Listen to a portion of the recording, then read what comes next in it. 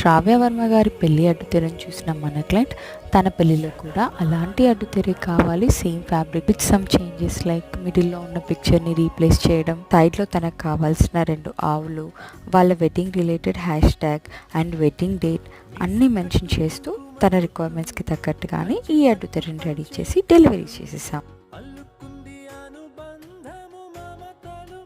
మనం రెడీ చేసిన ఈ అడ్డుతెర ఫైనల్ లుక్ కోసం వీడియో ఎండ్ వరకు చూడండి.